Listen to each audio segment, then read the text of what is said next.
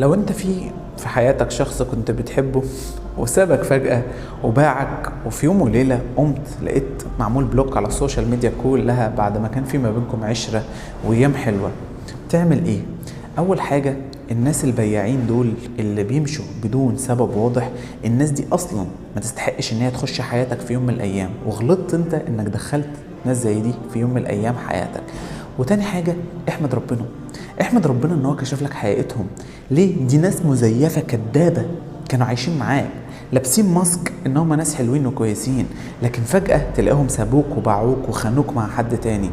رقم 3، اشتغل على نفسك وحب نفسك وواسي نفسك، تسيبش لنفسك للأحزان وللمشاكل وتقعد تقول هو أنا عملت إيه علشان يحصل معايا كل ده.